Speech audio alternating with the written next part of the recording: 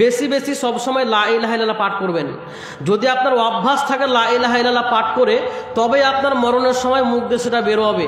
আর না হলে যদি পাঠ করে অভ্যাস না থাকে এবং এই কালেমার প্রতি আপনার বিশ্বাস না থাকে, তাহলে আপনার মরণের সময় আপনার কালেমা নসিব হবে না। যদি আপনি কালেমা মেনে থাকেন, বাস্তবায়ন করে থাকেন, তবেই আপনার মুখ দিয়ে কালেমা লা ইলাহা ইল্লাল্লাহ বের হবে। রাসূল সাল্লাল্লাহু আলাইহি ওয়াসাল্লাম আরো বলছেন, আল মুমিনু ইয়ামুতু বিআরাকিল জাবিন, মুমিন ব্যক্তি কপালে ঘাতির কবরের ফিতনা থেকে রক্ষা পেয়ে যাবে, কবরের আযাব থেকে সেই ব্যক্তি মুক্তি পাবে। যদি কোনো ব্যক্তি শুক্রবারে মারা যায়, ঈমান সাথে নিয়ে বেঈমান হলে হবে না।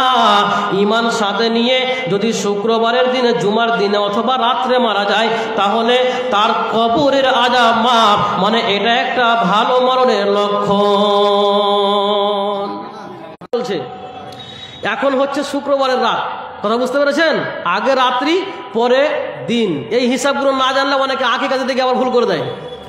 তো আগে রাত পরে দিন, শুক্রবারের রাতে অর্থাৎ বৃহস্পতিবারের দিন শেষ হয়ে সূর্য ডোবার পরে যদি কেউ মারা যায়, আল্লাহ রাব্বুল আলামিন বলছেন, বিসমিল্লাহির রহমানির রহিম,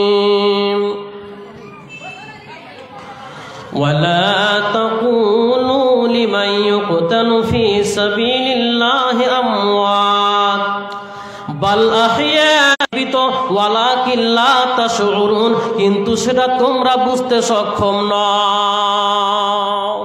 যারা শহীদ তারা মৃত নয় গো, তারা জীবিত, কিন্তু তোমরা সেটা বুঝতে পারো না। এমনকি আল্লাহ এটাও বলেছেন যে যারা শহীদ তারাকে তোমরা মৃতভাবে গণনা করো না, এরা জীবিত, আল্লাহর পক্ষ থেকে এরা রিজিক প্রাপ্ত। আল্লাহ কিভাবে রিজিক দেয়, তারা কিভাবে, সাল্লাম বলেছেন, লিশাহিদ ইনদাল্লাহি সিত্তু খিসালিন, শহীদের জন্য 6খানা পুরস্কার রয়েছে। শহীদ ব্যক্তির জন্য 6টা স্পেশাল পুরস্কার রয়েছে। 6টার মধ্যে 1 নাম্বার হচ্ছে ইউগফারু লাহু ফি আউয়াল দাফাতিন, রক্ত মাটিতে পড়া দেখিয়ে দেওয়া হয়। ওয়া ইউজারু মিন আযাবিল কবরে, কবরের আযাবকে মাফ করে দেওয়া হয়। ওয়া ইয়ামানু মিন ফাজিল আকবারে, কিয়ামতের কঠিন দিনে, যেই দিন সকলেই নাফসি নাফসি করবে, হে আমার নাফস, আমার কি হবে, আমার কি হবে, আমার আমল নামা ডান হাতে পড়বে নাকি বাম হাতে পড়বে, আমি কিভাবে পরিত্রাণ পাবো, এমন কঠিন দিনে, কিয়ামতের দিনে শহীদ ব্যক্তির কোন রকমের সঙ্গে বিবাহ দেওয়া হবে। জান্নাতীরা কয়টা হুর পাবে?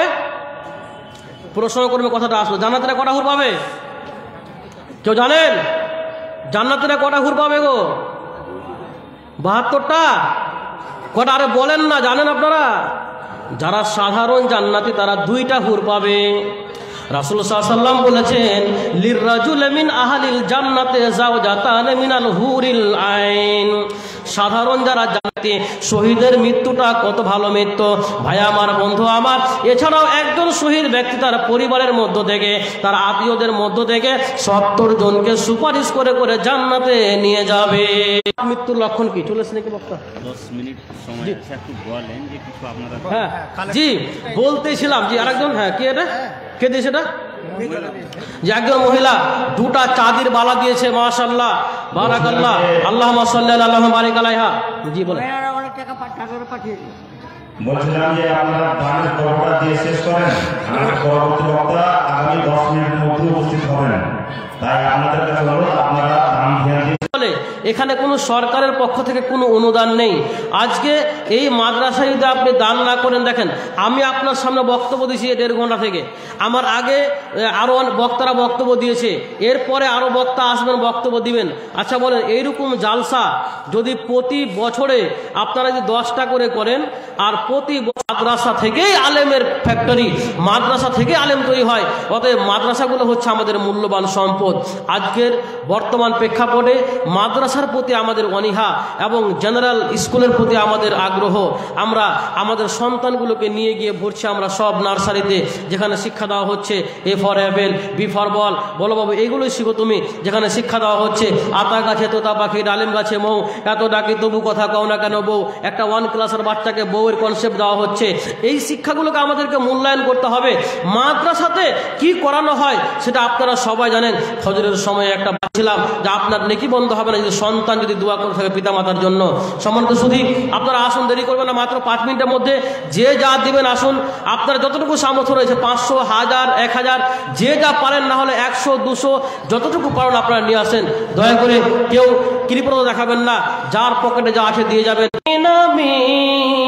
রবনায় ভুবনে চিরদিন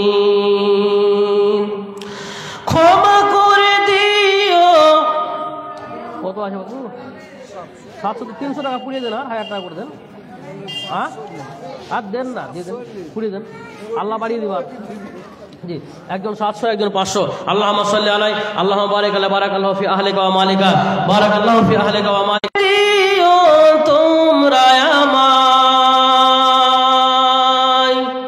ভুল করে থাকি যদি কোনো দিন, হারিয়ে যাব একদিন আমি রবনায় ভুবনে চিরদিন। বাঁশ বাগানে বাগর স্থানে হয়, বাঁশ বাগানে বাগর স্থানে হয়তো দেবে মোরে কবর। তোমরা আমায় যাবে ভুলে, রাখবে না জানি কোনো খবর।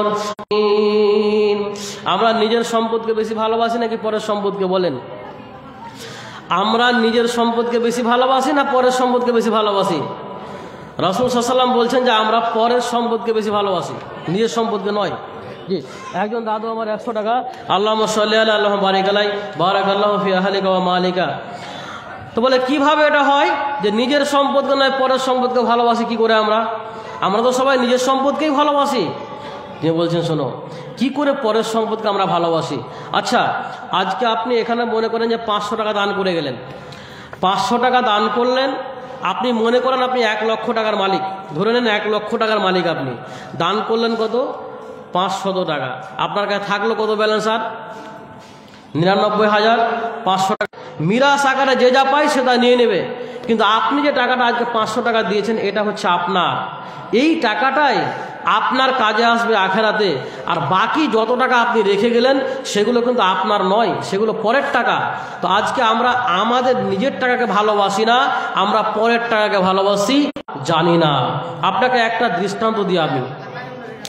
তাবুকের যুদ্ধের প্রস্তুতি চলছে, তো রাসূল সাল্লাল্লাহু আলাইহি ওয়াসাল্লাম বললেন তোমরা কে কি দান করবে দান করো, যুদ্ধে যেতে হবে, লং রাস্তা, 3 মাসের পথ, খরচ আছে, দান করো। কে কি করবে?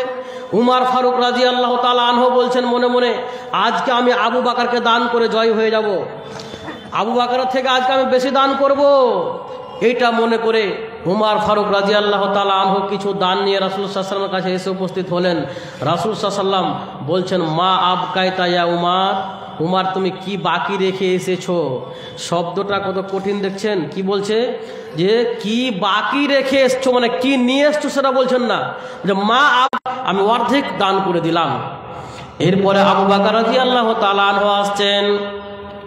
আবু বকর রাদিয়াল্লাহু তাআলা আনহুকে রাসূল সাল্লাল্লাহু আলাইহি ওয়াসাল্লাম জিজ্ঞাসা করছেন, ইয়া আবু বকর মা আবকাইতা, তুমি কি বাকি রেখে এসেছো, তোমার পরিবারের জন্য কি রেখেছো? আবু বকর রাদিয়াল্লাহু তাআলা আনহু যেই কথাটা বলেছিলেন পৃথিবীর কোনো মানুষ বুঝেছিলেন, তারা বুঝতেন, সাহাবায়ে কেরাম বুঝেছিলেন পৃথিবী হচ্ছে তুচ্ছ, পৃথিবীর সম্পদ আমাদের কোনো কাজে আসবে না, আখেরাতটাই হচ্ছে সবচাইতে গুরুত্বপূর্ণ। আখেরাতকে গুরুত্ব দিয়েছিলেন বলেই তারা দান করতে পেরেছিলেন।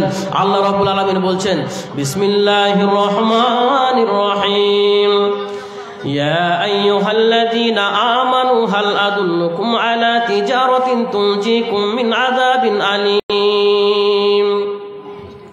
হে মুমিনের দল, ফি সাবিলিল্লাহি বিআমওয়ালিকুম ওয়া আনফুসিকুম যালিকুম খায়রুল লাকুম ইন কুনতুম তা'লামুন।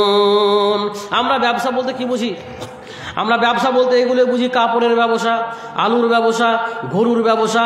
অর্থাৎ আপনি পুঁজি লাগালেন 50,000 টাকা, আপনি ব্যবসা করার পরে, বিক্রি করার পরে আপনার 10,000 টাকা লাভ হয়েছে, এটাকে আমরা ব্যবসা মনে করি। কিন্তু আল্লাহ বলছেন কোন ব্যবসার কথা?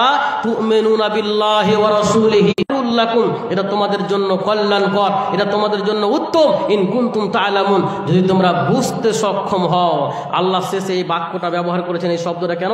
ইন কুনতুম তা'লামুন, যদি বুঝতে পারো তবে লাভ। এটে যদি বুঝতে না পারো তাহলে এর মধ্যে তোমার ব্রেনে কোনো কল্যাণই আসবে না। দান করলে আবার লাভ কি হবে রে ভাই? দান হাদিস মঞ্জিল করবেন, তার জন্য একটা প্রস্তাব দিচ্ছেন, কে কি দান করবেন করেন। এই যে আমি আধ ঘন্টা ধরে বকছি না, হাদিস দিছি, কোরআন দিছি, বাপু দান করো, ভাই দান করো, কিচ্ছু না। দাঁড়িয়ে বললে হ্যাঁ কে কত টাকা দিবা দাও, শুধু বলে দিলেন কে কত টাকা দিবা দাও। একজন বলছে আমি 1 কোটি দিলাম, 100 হাজার 500 না, লক্ষর কথা না। একজন বলছে আমি 1 কোটি দিলাম, আরেকজন বলছে আমি 2 কোটি দিলাম। মানে কোটির গল্প সব, 50,000 1 লাখ এগুলো বললেন যে দান করো। ইমানের পাওয়ার লাগবে দান করতে। দান করতে আমি তো বললাম আপনাকে শয়তানে বাধা দেবে, দান করতে হবে না। আপনার ভিতরে যদি ইমান থাকে, ইমানের পাওয়ার থাকলে আপনি এইগুলো তুচ্ছ, এই সম্পদ কোনো কাজে আসবে না, মরে গেলে আপনার সব কিছু বৃথা, কিছুই থাকবে না। আমি আজকে যা খেয়েছি কালকে তা পেটের মধ্যে থাকবে না, সেটা ময়লা আকারে বেরিয়ে যাবে। আজকে যে পোশাক পরে আছি সেটা পুরাতন হয়ে ছিঁড়ে যাবে না। ওই খুঁটিহীন নীল আকাশ ভুবন মাঝে তুমি কুদরতি ইশারায় রেখেছো, এই শ্যামল পৃথিবীর চিত্রখানি তুমি নিপুণ তোমার হাতে এঁকেছো। জালসা যে কমিটিটাকে এই খুঁটিহীন নীল আকাশ ভুবন মাঝে তুমি কুদরতি ইশারায় রেখেছো, এই শ্যামল পৃথিবীর চিত্রখানি তুমি নিপুণ তোমার হাতে এঁকেছো। ওগো আল্লাহ রেছো, তুমি সাগরের বুকে দিলে কান্না। আরো কিছু আছে নাকি দিয়ে দেন। সাহেবের মা 500 টাকা। আর আপনারটা একটু বেশি করেন, আপনি 1000 টাকা করেন, 1000 টাকা। আরে দেন না, আল্লাহ বরকত দিবে, দেন বের করেন, বাকি রেখে দেন। আচ্ছা 500 করে 1000 টাকা। আল্লাহ সাল্লি আলাইহি আল্লাহ বারিক আলাইহি। তুমি সাগরের বুকে দিলে কান্না, তুমি পাহাড়ের বুকে দিলে ঝরনা, রাতের ওই দূর নীলিমায় তুমি আলোর প্রদীপ খানি জ্বেলেছো। ওগো আল্লাহ শুকর তোমার, আমারে যে মুসলিম করেছো। ওগো আল্লাহ শুকর তোমার, আমারে যে। আমরা এই আলোচনাগুলোকে মনে রেখে আমাদের মরণ যে কোনো সময়তে হতে পারে, অতএব আমরা সর্বদা পাপ থেকে মুক্ত থাকার চেষ্টা করব। সর্বদা আমরা আমাদের ইমানকে সাথে রাখার চেষ্টা করব। আল্লাহ বলেছেন তোমরা মুমিন মুসলিম না হয়ে মৃত্যুবরণ করো না। অর্থাৎ যখন তুমি মনগুলোকে সংশোধন করে আমরা সর্ব অবস্থায় পাপ থেকে মুক্ত এবং আল্লাহমুখী হয়ে আমরা জীবন কাটাতে পারি। আল্লাহ যেন আমাদের তৌফিক দেন। আল্লাহুম্মা আমিন। আসসালামু আলাইকুম ওয়া রাহমাতুল্লাহি ওয়া বারাকাতুহু। মধ্যে সবচাইতে যিনি উত্তম মুহাম্মদ আরবি সাল্লাল্লাহু আলাইহি ওয়াসাল্লাম উনিও মৃত্যুবরণ করেছেন। সাহাবায়ে কেরামের মধ্যে যিনারা মানে আশরায়ে মুবাশশারা বলেন, খলিফায়ে আরবা বলেন, তিনারা মিকাইল মাযহারি সাহেব, আমরা তিনার কাছ থেকে জানতে পারলাম। তাছাড়া উনি আমাদেরকে উপদেশ দিলেন যে আমাদেরকে আল্লাহর পথে মৃত্যু আসার পূর্বে বেশি বেশি পান করতে হবে, খরচ করতে হবে। আল্লাহ পাক রব্বুল আলামিন বলেছেন, ওয়ানফিকু মিম্মা রাযাকনাকুম মিন ক্বাবলি আন ইয়াতিয়া আহাদাকুমুল মউত, অর্থাৎ তোমরা মৃত্যু আশা করলে আল্লাহর পথে আল্লাহ রাব্বুল আলামিন যা কিছু দিয়েছেন তা তোমরা খরচ করো। আমাদের সকলকে তৌফিক দান করেন। এবারে আমাদের সামনে আজকে যিনি প্রধান বক্তা, আসাম থেকে আগত জনাব শেখ আব্দুর রহমান জেলাওয়ার হোসেন আসামি, তিনার বক্তৃতা আমরা শুনব। তাই তিনার বক্তৃতার পূর্বে আমি অনুরোধ জানাবো অত্র এলাকার সমস্ত ভাই ও বোনেদের, আপনারা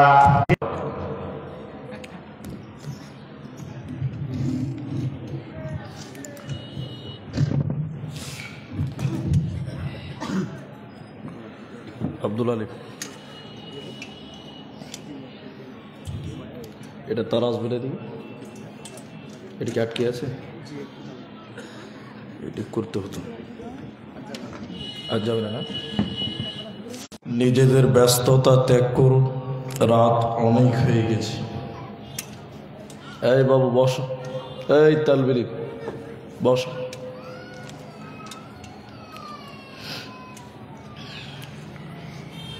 আপনারা বসুন, গুছিয়ে বসুন। যেনারা ওই যে পিছনে বসে আছেন, আপনাদের সামনে যথেষ্ট জায়গা আছে। আচ্ছা, আপনারাও বসুন, তোমরা বসে। আপনারা যারা পেছনে আছেন দেখেন আপনাদের মাঝে মাঝে ফাঁকা আছে, আজ খুব বেশি ভিড়। আপনারা নিজেরা বিবেচনা করে বসুন, এটা আপনাদের কাছে দাবি। ভাই আপনি দাঁড়িয়ে আছেন একলাই, আপনি বসুন। আর ওখান থেকে দেখতে পাবেন না, সামনে আসেন আরো ভালো দেখতে পাবেন। আলহামদুলিল্লাহ, মান ইয়াহদিহিল্লাহু ফালা মুদিল্লা লাহু ওয়া মান ইউদ্লিল ফালা হাদিয়া লাহু ওয়া আশহাদু আন লা আম্মা বা'দু ফাইন্না আসদাকাল হাদিস কিতাবুল্লাহ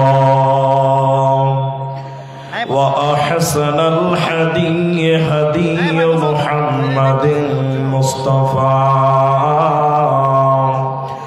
সাল্লাল্লাহু আলাইহি ওয়াসাল্লাম। ফাকাদ আলাইহিমুল মালাইকা আল্লা তাখাফু ওয়া লা তাহজানু ওয়া আবশিরু বিল জান্নাহ ওয়া আবশিরু বিল জান্নাতিল্লাতী কুনতুম তুআদুন। وقال النبي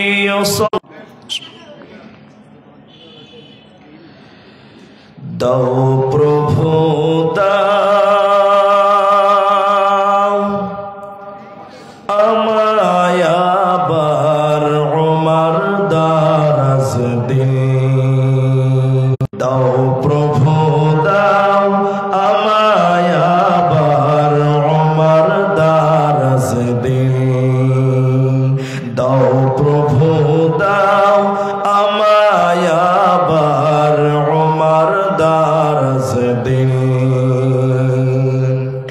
হামজাকে দাও ঘরে ঘরে অকাতরে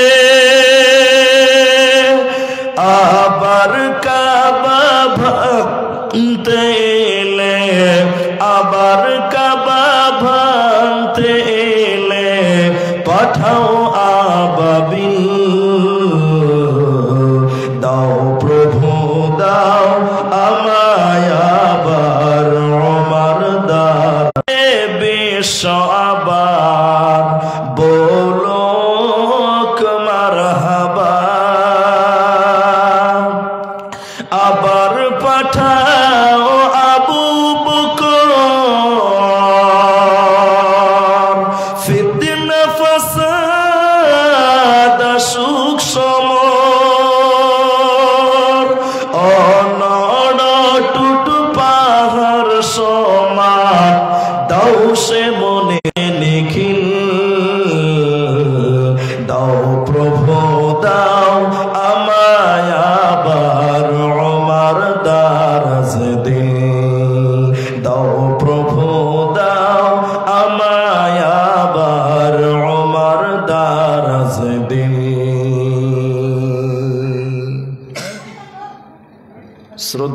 সম্মানীয় চলমান সভার সুযোগ্য সভাপতি, স্টেজে উলামায়ে কেরাম, আমার সামনে বসে থাকা দিন দরদি, দিন পিপাসু উত্তর দিনাজপুরবাসী, সর্বাগ্রে সে মহান আল্লাহ তাবারক ওয়া তাআলার প্রশংসা জ্ঞাপন করি যে আল্লাহ তাবারক ওয়া তাআলা আমাদেরকে এক মাদ্রাসা কেন্দ্রিক আয়োজিত মাহফিলে বসিয়ে কোরআন এবং হাদিসের আলোচনা করা, আপনাদের তাজদারে মাদানী নবী কুল শিরোমণি ইমামুল আম্বিয়া, নবী মক্কি, নবী মাদানী, নবী আহমদ, নবী মুহাম্মদুর রাসূলুল্লাহ সাল্লাল্লাহু আলাইহি ওয়াসাল্লাম। আল্লাহুম্মা আমিন, আল্লাহুম্মা সাল্লি আলাইহি, আল্লাহুম্মা বারিক আলাইহি। মোহতারাম ভাইও, আজিজ ও বুজুর্গ দোস্ত, আমি কোরআনুল কারীমের দুই জায়গা থেকে দুটি আয়াত, হাদিসে নববী থেকে, তিরমিজি শরীফ থেকে একটি হাদিস বলি। আমি আপনাদের বিষয়টা বলার পূর্বে আমি আপনাদেরকে দুটি কথা আপনাদের গুরুত্ব সহকারে বুঝার জন্য বলবো, খুব প্রয়োজন আছে বলেই বলছি। আমার আগে দিয়ে আমাকে সহযোগিতা করবেন, বলুন ইনশাআল্লাহ। আখিরাতটা কত দূর জানেন? আখিরাতটা কত দূরে রয়েছে আপনি একটা অনুধাবন করতে পারবেন না। তবে আপনাকে আমি একটু বুঝার জন্য একটু হালকা করে একটা কথা আপনাকে বুঝাবো, তাহলে বুঝতে পারবেন।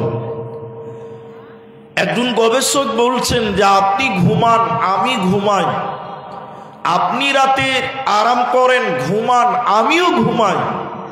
মনে রাখবেন, গতকালকে টুঙ্গি দিঘিতে কেউ ভাবেনি যে মর্মান্তিক অ্যাক্সিডেন্ট হবে। তারা কেউ প্রস্তুতি নিয়েছিল না যে আমরা মরবো, আজকের দিনটাই আমাদের লাস্ট দিন। যে সিভিক ভলেন্টিয়ার খুব নিকটে, আপনি তার জন্য কি প্রস্তুতি নিয়েছেন, কি প্রিপারেশন নিলেন, কিভাবে তৈরি হলেন? আপনার ছেলেটা মাধ্যমিক দিবে বলে 1 বছর থেকে আপনি গার্জেন তাকে প্রিপারেশন নিয়েছেন, প্রস্তুতি নিয়েছেন, আপনি টিউশন দিয়েছেন, কোচিং করিয়েছেন। তা আপনি যে আখিরাতের মেহমান হবেন খুব নিকটে রয়েছে, তার জন্য আপনি আমি কি প্রস্তুতি নিলাম, কি প্রিপারেশন নিলাম? বলুন। শাস্তি কবরের প্রস্তুতি নিয়ে 2-4টি কথা আপনাদের সামনে তুলে ধরবো ইনশাআল্লাহ। তার আগে একটি কথা আপনি বুঝিয়ে দেবেন, খুব ভালো করে বোঝার চেষ্টা করেন। আল্লাহর নবী বলেছেন, কেউ যদি জানাজার নামাজে শরীক হয় তাহলে তাকে 1 কিরাত উহুদ পাহাড় পর্যন্ত থাকে, তাহলে তাকে 2 কিরাত সমপরিমাণ, 2 উহুদ পাহাড় সমপরিমাণ নেকি আল্লাহ তার আমলনামায় দিবে। বলুন সুবহানাল্লাহ। জানাজার নামাজ ফরজ নয়, তবে বহু ফজিলত বর্ণনা করেছেন আল্লাহর নবী। এবার আমি আপনাকে যেটা বুঝাতে চাইছি সেটা আপনার, এত ফজিলত বর্ণনা করলে কেন? এই কেনর উত্তর যদি আপনি মিলাতে পারেন তা আপনি এই দুনিয়াতে কামিয়াব হয়ে যাবেন। কেন জানেন? আজ থেকে 15-20 বছর আগে যারা স্কুলে পড়েছেন, 20-25 বছর আগে, তখনকার জামানার সরকার যারা ছিল দেখবেন, দেখেছে যে বহু দুস্থ গরিব 3 বেলা ঠিক খেতে পায় না। ওদেরকে যদি স্কুলে খাবারের ব্যবস্থা করা হয়, খাবারের লোভে স্কুলে আসবে। মূল বিষয়টা, মানুষ যদি কবর দেখে মানুষের ভিতরে আখেরাত চলে আসে, মানুষের ভিতরে আখেরাতের স্মরণ হয়, মানুষের ভিতরে আল্লাহর ভয় চলে আসে। এই জন্য হযরত উসমান গনি রাদিয়াল্লাহু তাআলা, আমিরুল মুমিনিন ওমর, আমিরুল মুমিনিন উসমান কবর দেখলে এত ভীতু সন্ত্রস্ত হন কেন? কবর দেখলে এত ভয় পান কেন? জাহান্নামের কথা শুনেও তো এতটা ভীতু সন্ত্রস্ত হন না, পুলসিরাতের কথা শুনে তো এত ভেঙে পড়েন না, এত কাঁদেন না। আগে আপনাকে আমাকে কবরে পাস করতে হবে, কবরেই যদি আমি পাস করতে না পারি, তাহলে ফুলসিরাত অনেক পরের ব্যাপার, কিয়ামতের মাঠটা অনেক দূরের কথা, আর কোনো জায়গায় সফলতা অর্জন করা যাবে না। এজন্য আমি কবরকে যতটা ভয় করছি, আমি ততটা ভয় কিয়ামতকে পাচ্ছি না। কেন? যে কবরে যদি আমি বেঁচে যাই, তাহলে আমি অবশ্যই কিয়ামতের দিন বাঁচব। এজন্য মুসলমান, তুমি কবরের জন্য তৈরি হও। কবরের পোস্ট করা হয় যখন কোন মাইয়াতকে দাফন করা হয়, মাটি দেওয়া হয়, আতাহু মালাকানি, দুইজন ফেরেশতা তার কাছে আসবে। ওই দুইজন ফেরেশতা আপনার আমার মতন সাধারণ মানুষ নয়।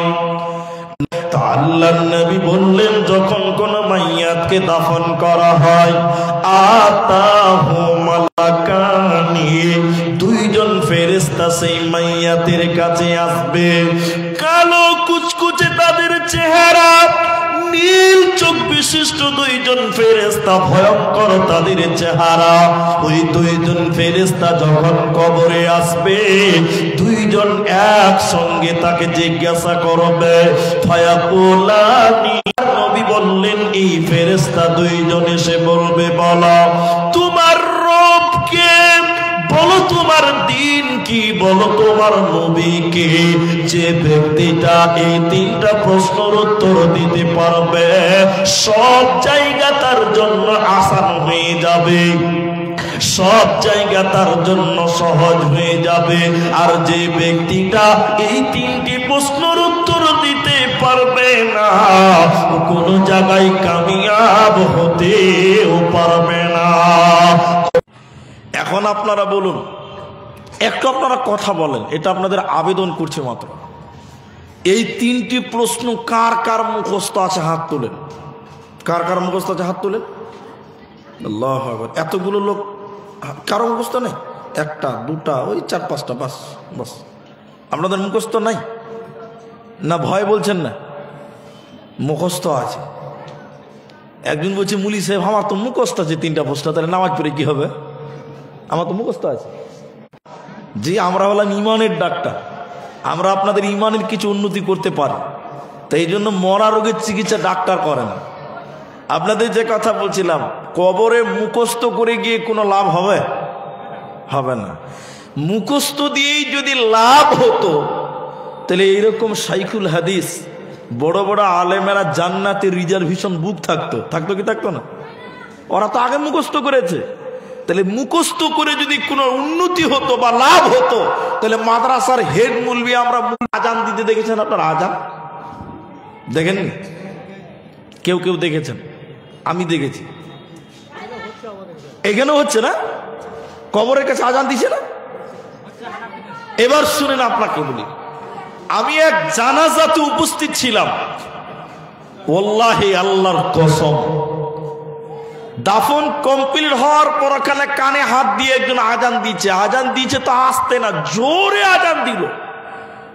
আমি বললাম, ভাই আজান কেন দিচ্ছে ভাই, এখানে কে নামাজ পড়তে আসবে?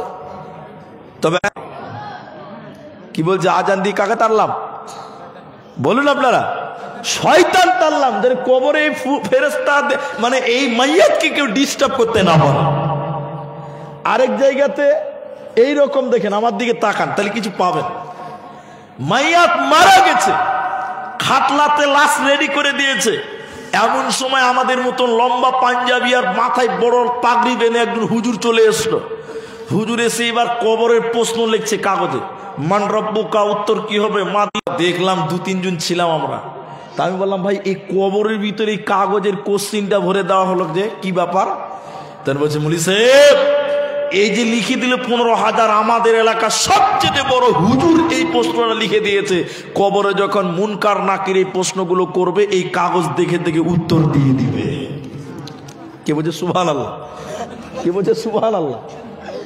নাউজুবিল্লাহ বলো। হাজি, কবরে যদি কাগজে করে লিখে নিয়ে যে উত্তর দেওয়া যায়, তাহলে এই ঠান্ডাতে নামাজ পড়তে যায়।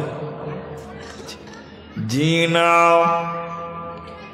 কবরের প্রশ্নটা মুখস্থ করে কোনো লাভ হবে না। লিখে নিয়ে গেলেও কোনো লাভ হবে না। কবরের প্রশ্নের উত্তর তিনটি দিতে হবে। দেবে কে, কারা দিবে, কেমন করা লাগবে না। ও কবরে যখন যাবে তার ঈমান তার জবাব দিবে আল্লাহকে, তার নবীকে এবং তার দ্বীনকে। এটা মুখস্থ করা লাগবে না।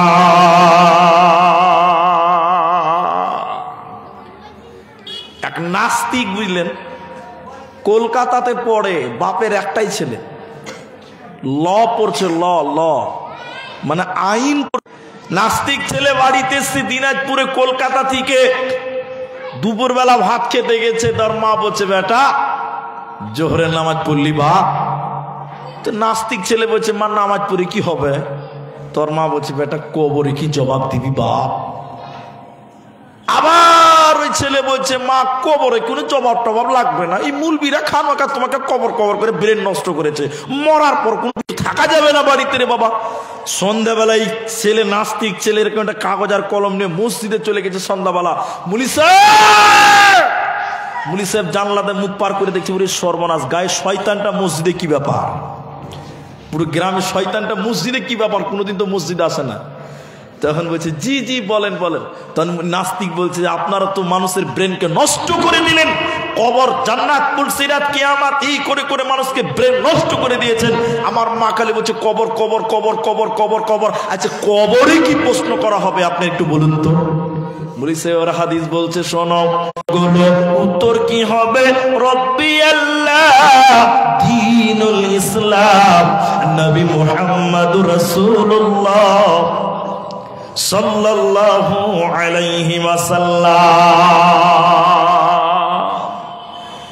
এই তিনটা প্রশ্ন লিখে দিয়েছে। শিক্ষিত ছেলে রাতে আর ঘুমায় নাই, টেনে মুখস্থ করে নিয়েছে। আবার এই তিনটা প্রশ্ন মুখস্থ করতে ক ঘন্টা লাগবে? কতক্ষণ লাগবে? ও সারা রাত মুখস্থ করেছে, তাহলে মুখস্থর পাওয়ার কত হবে বলেন? ওকে যদি রাত 3টার সময় বলা হয়, এই কবরে কি প্রশ্ন করা হবে, ঘুমাতে ঘুমাতে বলতে পারবে, এত পাওয়ার বাড়বে, মুখস্থর হবে না। সকালে যখন নাস্তা খেতে গেছে গরম গরম, ওর মা বলছে, বেটা ফজরের নামাজ পড়লি? বলছে, মা নামাজ পড়ে কি হবে? বলছে, কবরে কি জবাব দিবি বাপ? তখন বলছে, মা তুমি শুনে নাও আমি কি জবাব দেব। এবার বলছে, নবীজি বলেছেন মাইয়াতকে কবরে 3টি প্রশ্ন করা হবে। রব্বি আল্লাহ বলবো, আমার রব আল্লাহ। মান রব্ব কবল তো আছে তো, আমি তো মুখস্থ করেছি, তোর মুখস্থ আছে। ওর মা খালি এরকম শুকনো ঢুক গিলছে, সুবহানাল্লাহ। ছেলে তো একদম হাফেজ হয়ে গেছে। এই ছেলেকে কে বুঝাবে যে কবরে মুখস্থ দিয়ে কাজ হবে না?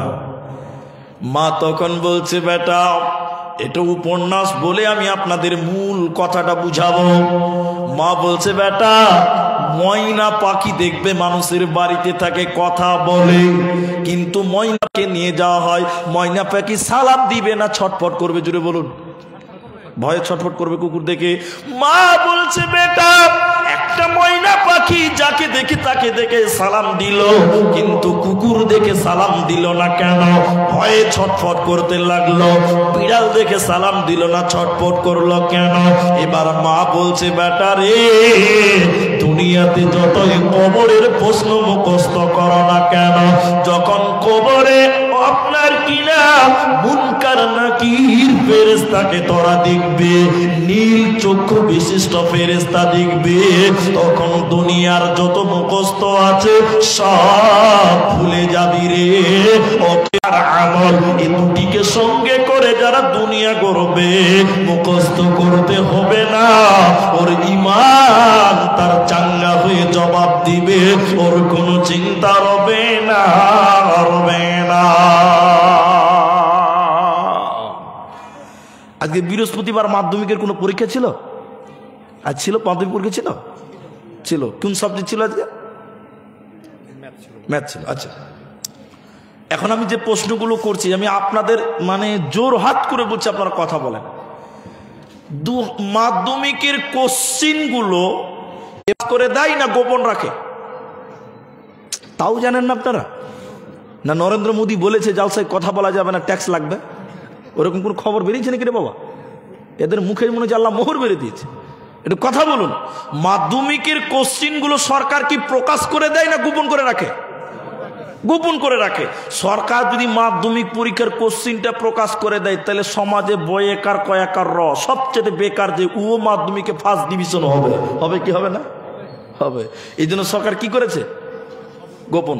কিন্তু 2024 সালের ফেব্রুয়ারিতে যদি কেউ মাধ্যমিকে ফেল করে দেয়, 25 সালে আবার পরীক্ষা দিতে পাবে, পাবে না? আপনারা বলুন, পাবে।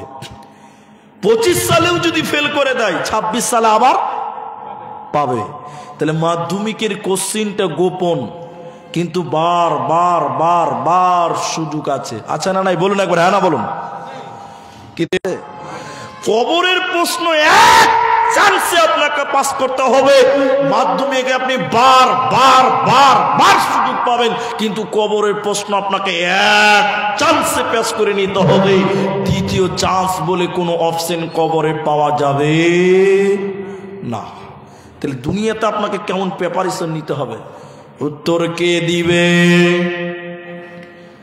প্রথম প্রশ্ন, মান রব্বুকা, কে বলবে আমার রব আল্লাহ?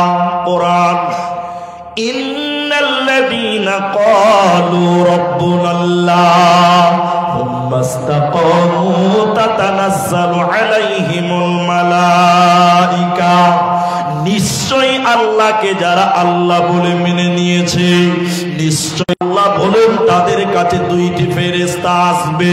তাতানাজ্জালু আলাইহিমুল মালাইকা, ওদের কাছে যখন ফেরেশতা আসবে, তারা এসে বলবে আল্লাহ তাখাফু, তুমি ভয় পেও না, ওয়ালা তাহজানু, তুমি দুশ্চিন্তা করিও না, ওয়া আবশিরু বিল জান্নাহ, তুমি সুসংবাদ গ্রহ জান্নাতের, যে জান্নাতের ব্যাপারে আল্লাহ তোমাদেরকে।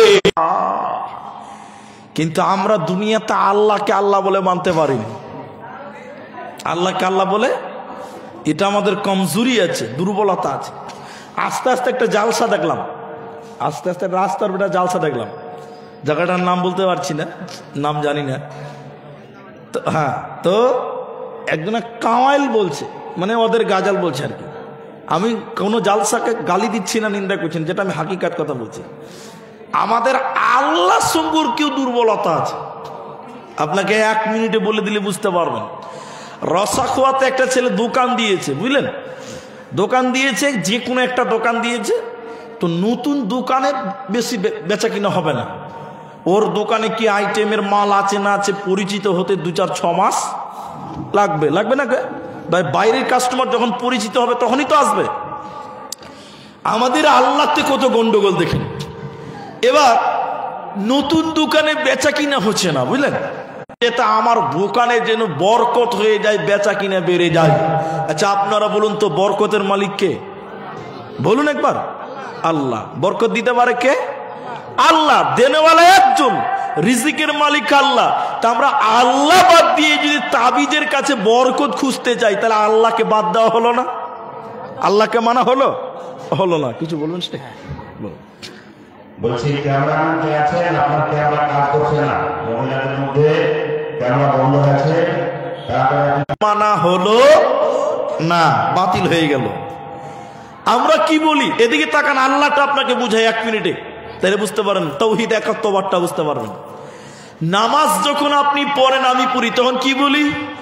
ইয়াকা না'বুদু ওয়া ইয়াকা নাস্তাইন, তোমারই কাছে সাহায্য চাই। সাহায্য কার কাছে চাই? আল্লাহর কাছে। কি বলছি? ইয়াকা না'বুদু, তোমারই ইবাদত করি, ওয়া ইয়াকা নাস্তাইন, তোমারই কাছে সাহায্য চাই। কিন্তু দেখতে পাওয়া যায় অনেক লোক নামাজ পড়ে আল্লাহর কাছে, তাবিজের কাছে সাহায্য চাই। তাহলে আল্লাহ থাকলো? জোরে বলুন, থাকলো? থাকলো না। তাহলে আল্লাহর জবাবটা কে দিবে কবরে?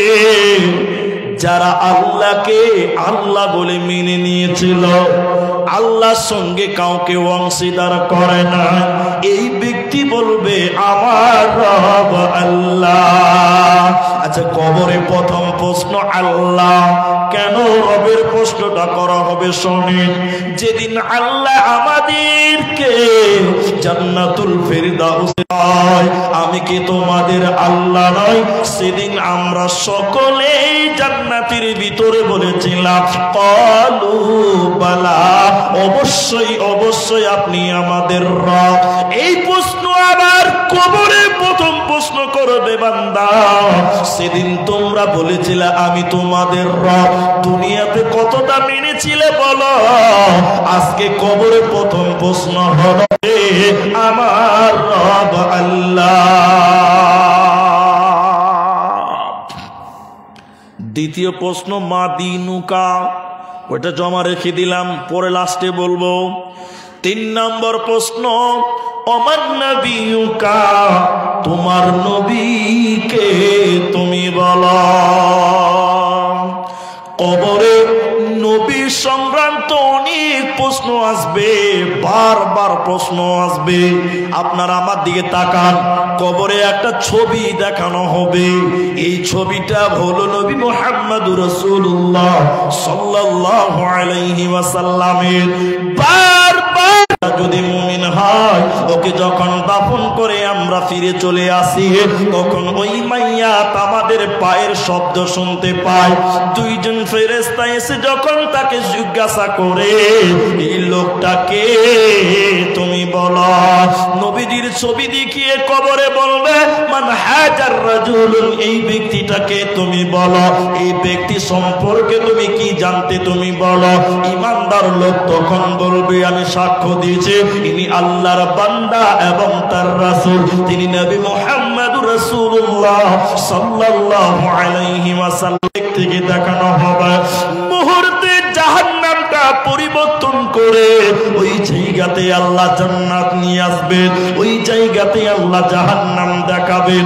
আর ফেরেশতারা বলবেন আল্লাহর বান্দা, জাহান্নাম তোমার ঠিকানা ছিল, জাহান্নাম তোমার স্থান ছিল যখন তুমি নবীজির পরিচয় বললে। শুনে নাও, যখন তুমি রাসূলের পরিচয় দিলে, ওই সময় আল্লাহ তোমার জাহান্নামকে পরিবর্তন করে আল্লাহ তোমার জন্য জান্নাত রেডি করে দিয়েছে। অতএব যে ব্যক্তিটা কবরে নবীজির পরিচয় বলবে, ওই ব্যক্তি যদি মাইয়াত কাফের হয়, যদি মাইয়াতটা মুনাফিক কাফের হয়, বেনামাজি হয়, বেপরদা মহিলা হয়, এক কথাই যদি মুনাফিক হয়, ওই মুনাফিকের কবরেও 2 জন ফেরেশতা আসবে। বেনামাজির কবরে 2 জন ফেরেশতা এসে বলবে আল্লাহর বান্দা, এই লোকটা কে তুমি বলো। নবীজির ছবি দেখে বলবে বিশ্ব নবীকে আমি চিনতাম না, আমি জানি না। ফেরেশতারা রাগান্বিত হয়ে যাবে, আল্লাহর ফেরেশতারা রেগে গিয়ে বলবে আল্লাহর বান্দা, তুমি তো বিবেকহীন ছিলে না, তুমি তো পাগল ছিলে না, তোমাকে আল্লাহ বিবেক দিয়েছিল, দুনিয়া বুঝেছিলা, সংসার বুঝেছিলা, ব্যবসা বুঝেছিলা, রাজনীতি বুঝেছিলা, তোমার ব্রেন, তুমি এত সুন্দর বিবেকবান হওয়ার পরেও এরপরেও কেন তুমি নবীজির পরিচয় জোগাড় করতে পারো না। ফেরেশতারা আরো রাগান্বিত হয়ে গিয়ে বলবে ওরে মুনাফিক, তুই বল আল্লাহর কিতাব ঘেটে কেন পরিচয় জোগাড় করতে পারো না? কোরআন ঘেটে কেন লোহার ডান্ডা নিবে, লোহার হাতুড়ি নিয়ে এত জোরে তাকে মারবে, লোহার হাতুড়ি নিয়ে ওই কাফেরকে এত জোরে কবরে মারবে। নবীজি বলেন ফেরেশতারা যখন তাকে মারবে, ওই মারের আঘাতে এত জোরে মুনাফিক চিল্লাবে এবং কানবে।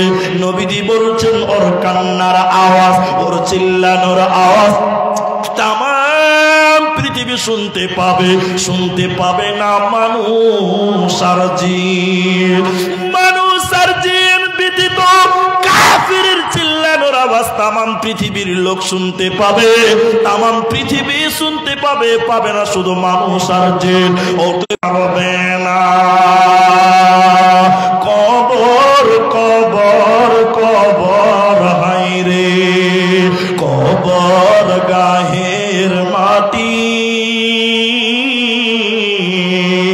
দুনিয়ার সব মায়ার পেছনে তোমারে জেনেছি খাটি। কবর কবর কবর হায়রে কবর গাহের খার, না জানি কখন আসিয়া যাবে হায় সেই অজানা দেশের ডাক।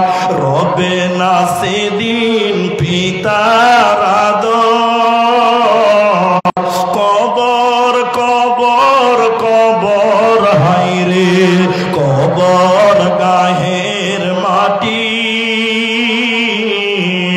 দুনিয়ার সব মায়ার পেছনে তোমারে জেনেছি খাটি। অতএব বন্ধুরে কবরে কঠিন শাস্তি দেওয়া হবে, অতএব দুনিয়াতে ঈমান আর আমাল রেডি করে না।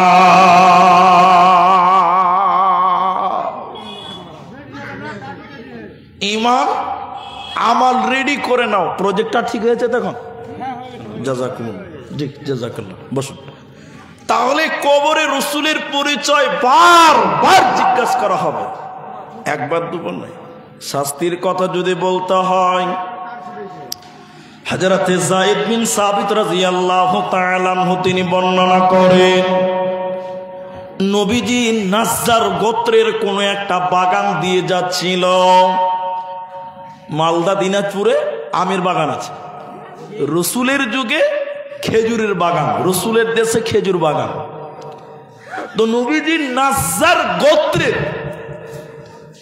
লাফাতে লাফাতে মনে হচ্ছে যে গাধা আমাকে তার পিঠ থেকে ফেলে দিবে, এতটাই লাফাতে লাগলেন।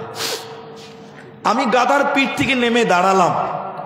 আল্লাহ নবী দেখছেন যে ওই জায়গাতে 5টা অথবা 6টা কবর, 5-6টা কবর।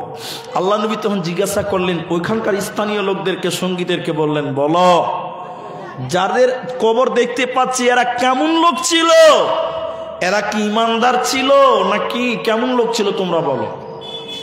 স্থানীয় লোক বলছে, হুজুর ওরা সবাই মুশরিক অবস্থায় মারা গেছে। আমাকে জানাই তোমরা জানো না, কবরে মানুষকে কঠিন পরীক্ষার সম্মুখীন করা হবে, কবরে মানুষকে কঠিন আযাব দেওয়া হবে, কঠিন শাস্তি দেওয়া হবে, কবরে কঠিন আযাব দেওয়া হবে, কঠিন পরীক্ষায় ফেলা হবে। আমি নবীজি জানি, আল্লাহ আমাকে জানিয়েছে। আমি আল্লাহকে বলে দিতাম, আল্লাহ তুমি আমার উম্মতিকে কবরের আযাব শুনিয়ে দাও। কিন্তু আমার ভয়, যদি তোমরা কবরের আযাবটা শুনতে পাও তাহলে পৃথিবীর মানুষেরা ভয়ে মানুষকে কবর দেওয়া বন্ধ করে দিবে। মানুষ যদি কবরের আযাব শুনতে পায়, কেউ তুমি আমার উম্মতকে কবরের আযাব শুনিয়ে দাও, শুধুমাত্র মানুষেরা ভয়ে কবর দেওয়া ছেড়ে দিবে। তাই এরপর নবীজি বললেন, উম্মত তোমরা আল্লাহর কাছে দোয়া করো, আল্লাহ যেন তোমাদের জাহান্নামের আযাব থেকে মুক্তি করে দেয়। আল্লাহর নবী সাহাবীরা দোয়া করতে লাগলেন, আল্লাহ আপনি আমাদের কবরের আযাব থেকে মুক্তি করুন, জাহান্নামের আযাব থেকে মুক্তি করুন, দুনিয়ার ফিতনা থেকে মুক্তি করুন, দাজ্জালের ফিতনা থেকে মুক্তি করুন। আল্লাহর নবী আর ভীতিসম্পন্ন হতে তোমরা বেশি বেশি কবরের আযাব থেকে মুক্তি চাও, কবর তোমার কঠিন শাস্তি দিবে। শুধু তাই নয়, কবরে কঠিন শাস্তির ব্যাপারে আর নবীজির পরিচয়ের ব্যাপারে অন্য জায়গায় হযরতে আবু হুরায়রা বলেন, বিশ্বনবী বলেছেন, যখন কোন মুমিনকে দাফন করা হয়, মুমিন লোককে দুইজন ফেরেশতা আসবে। ওই ফেরেশতাদের নাম হলো মুনকার নাকির। ওরা এসে বলবে, নবীজির পরিচয় তোমরা বলো। তারা তখন বলবে, ইনি আল্লাহর বান্দা এবং রাসূল। ফেরেশতারা বলছেন, আমরা জানতাম তুমি এমন উত্তর দিবে, আমরা আমরা তেমনটাই আশা করেছিলাম। এবার আল্লাহ ওই মুমিনের কবরটাকে প্রশস্ত করে দিবেন কতটা? আল্লাহর নবী বলছেন 70 হাত কবরটা প্রশস্ত করা হবে, কঠিন প্রশস্ত হয়ে যাবে, কবরটা একটা মলের মতন হয়ে যাবে। এবার আল্লাহর ফেরেশতারা বলবে, ওরে মুমিন বান্দা, কবরে তুমি ঘুমিয়ে যাও, ঘুমিয়ে যাও। ব্যক্তিটাকে নবীদের ছবি দেখে বলবেন, কাফেরকে বলবেন তুমি বলো, এই ব্যক্তিটাকে নবীজির পরিচয় তুমি দাও। কাফের বলবে আমি জানি না, লোকেরা যেমন ধারণা করতো আমি তেমন ধারণা করতাম। আল্লাহর ফেরেশতারা বলবেন আমরা জানতাম, তুমি এমন উত্তর দিবে। এবার আল্লাহ তাবারাক ওয়া তাআলা ওই মাটিকে হুকুম করবে, কবরের মাটিকে বলবে, কবর তুমি বদলা নিয়ে নাও, তুমি শাস্তি দাও। কবরের ডান দিকে মাটি, বাঁ দিকে মাটি, কবরের নিচে মাটি, উপরে মাটি। এবার কবর দুই দিক থেকে মাইয়াতকে পিষিয়ে দিবে, দুই দিক থেকে মাটি চাপতে চাপতে চাপতে চাপতে যাও। রসুলের পরিচয় না দিতে পারলে কবরে বাঁচার উপায় রবে না, রবে না, রবে না। এজন্য কবরে তৃতীয় প্রশ্ন করা হবে, ওমান নাবিয়ুকা, তোমার নবীকে বলো।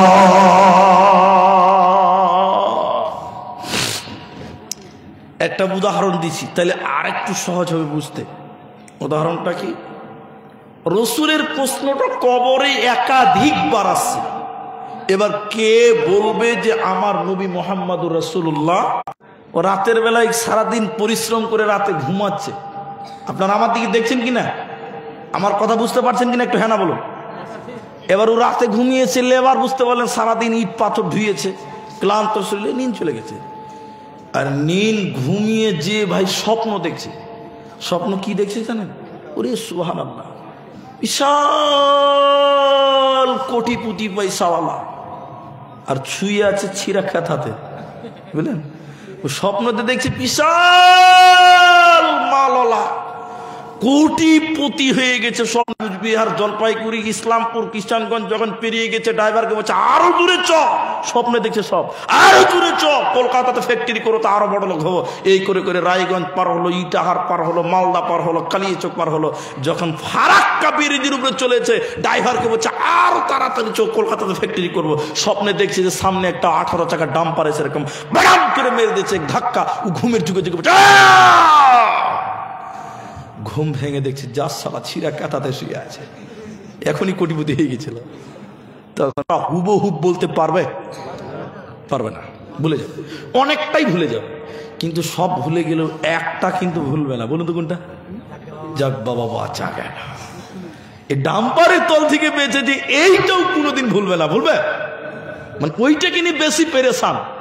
নবীজি দার্শনিক বলছে কি, শোনো, দুনিয়াতে যত নবীকে ভালোবাসবে, রসুলের আদর্শ মোতাবিক চলবে, কোন কাজটা করলে নবী খুশি হবে, কোনটা করলে নবী রাজি হবে, রসুলের সঙ্গে যারা প্রেম করবে, রসুলকে যারা বেশি ভালোবাসবে, রসুলকে নিয়ে যারা বেশি ব্যস্ত হবে, কবরে সব ভুলে গেলেও তার নবীকে ভুলবে না।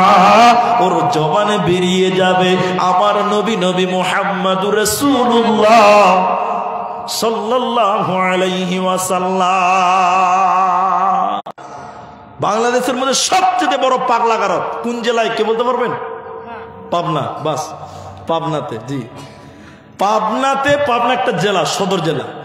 তো পাবনাতে একটা পাগলা গারদ আছে, টোটাল বাংলাদেশের মধ্যে বড় পাগলা গারদ। তো ঈদের সময় এক ব্লগার, যারা ইউটিউব করে আর কি, এক ব্লগার গেছে যে পাগলাদের অবস্থান দেখে আসি, কিছু দান টান করবো। এবার যে দেখছে, এবার পাগলাদের কারামতি তো বুঝেন আপনারা। পাগলা মানে বুঝেন তো? এক খাপা ল্যাংটা হয়ে দাঁড়িয়ে আছে, বুঝলেন? মাঝখানে কথাটা বলছি, এক খাপা ল্যাংটা হয়ে দাঁড়িয়ে আছে, তো আরেক খাপা এসে বলছে হস খাপা, ল্যাংটা হয়ে দাঁড়িয়ে থাকতে হয় লোকের সামনে। তখন উ নিজে ল্যাংটা হয়ে ওরটা ওকে বুড়িয়ে দিয়েছে, এর নাম পাগলা। তো এবার উ গেছে, ব্লগার গেছে পাগলা কারোতে, তো দেখছে একজন এরকম ওই পাগলা কারো, বুঝতে পারছো, গ্রিল ধরে আছে বারান্দাতে, আর এইখানে গেঞ্জি খালি গায়ে আছে, খালি একটা প্যান্ট পরে আছে, এইখানে লেখা আছে, লেখা আছে বলতে ট্যাটু করা আছে। আপনারা মুরব্বীরা বুঝবেন না, যুবক ছেলেরা বুঝে ট্যাটু কাকে বলে। এইখানে ট্যাটুতে লেখা আছে প্রেম চলছিল, ছাকা দিয়ে ওকে ব্যাখ্যা করে দিয়েছে। কথা বুঝতে পারছেন কিনা? হ্যাঁ না বলুন একটু।